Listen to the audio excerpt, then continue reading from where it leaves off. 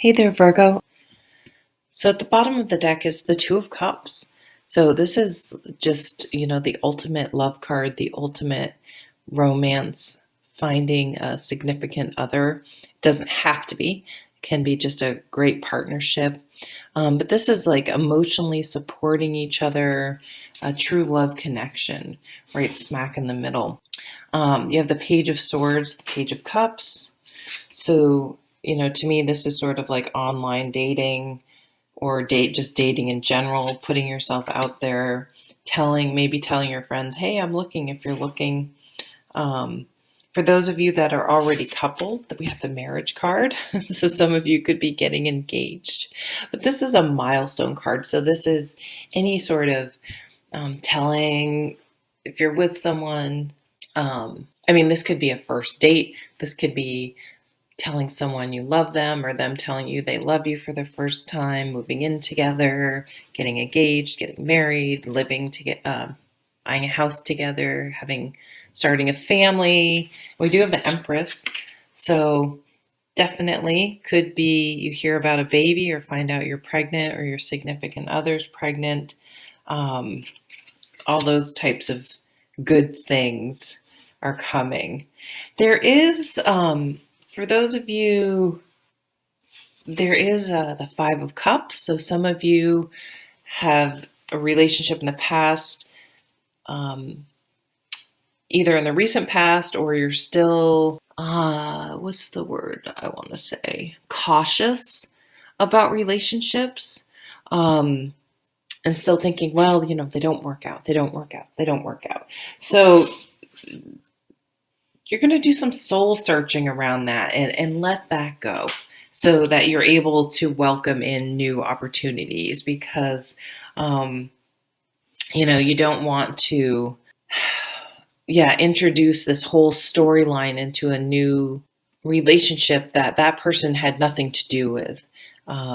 So really looking at this and being like, okay, am I still carrying around issues? And if so, I need to let those go. And you do have the meditation, you're thinking about it. You're taking some time to really prepare yourself and make sure that you're ready and open for this new relationship. And you definitely are. Some of you did leave, this relationship that in the past you left a very difficult relationship. So there is definitely some residual things to work through or to be very aware that they don't creep into this new relationship with this new person that's completely fresh and different from your previous relationships. And just sometimes just thinking about that, like saying, I need to make sure that I'm not, when that person does such and such, it's not triggering me. And I'm thinking about what happened before. And that just because this person's doing this, there could be red flags, but we have really positive cards here. So don't ignore red flags, but don't also add all sorts of other things to the story that are not part of this storyline. And you do have this, this is like getting it. Oh, wow. You have the Knight, the Page, the Knight, and the Two of Cups. So this is, someone asking you out. This is just a real change in your emotions. So some of you, if you haven't met someone already, you're going to get swept off your feet. And this is definitely like the real deal, like a sustainable relationship. Someone that, you can be with, start a family with, if that's what you guys choose, whatever your idea of a relationship is, like that's what's happening. It's fun. I just realized that, and it started with the Hermit.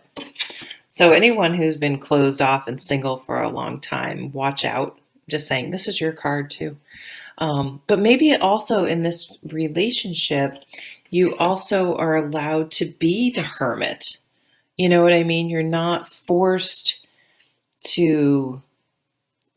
to be an introvert. You're not forced to, the other person allows you to be your true nature. and you're authentic. They don't try to change you, and you don't try to change the other person. Again, that doesn't mean you tolerate bad behavior, but you're realizing like, no, this is not, this is a good person, and they are who they are, and I need to love them for that, and they need to love me for who I am. And in the past, I've tried to change people, or I've tried to, um, I've resented them for things I didn't communicate. So communicating in a different way in relationships. And even if you're in a relationship already, you can at any time stop adding stuff to the story or stop hanging on to things and really assessing, like, is this a good person or not? Is this a toxic person or not? If it is a toxic person and there are red flags, you leave. You're done. You're out of there.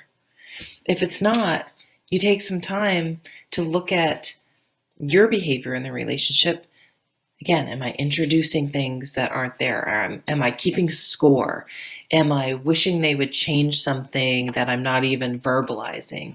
Or am I hoping they're going to change when it's just something that they've never said they were going to change, that is just something different? It's not like negative, it's just different than how you do it. Can you find a way to deal with it? So even having that conversation with them, really communicating, this bottom of the deck card to me also touches all the other cards. It's this underlying energy of really communicating, and it's going to bring you closer together. Sometimes it can be hard to have these difficult conversations because you're like, oh my God, if I tell them, if they leave their underwear on the floor one more time, they're going to leave me. Whereas if you have that conversation, maybe you realize you leaving the toothpaste tube off the toothpaste drives them absolutely crazy. And so maybe you can say, hey, I'll make sure I do that. I'm sorry that bothers you. And they'll be like, okay, I can really make sure and try to make that change because I know it bothers you. And it's like, wow, was it that easy? Or you can be like, having, I don't know, like sweeping the garage every day is just not important to me. And they may be like, well, such and such just isn't important to me. It's like, okay, well then each of us will just deal with that and not ever expect the other person to deal with it. So just whatever it is, however absurd it may seem, it's these weird things that can just eat away at the relationship. So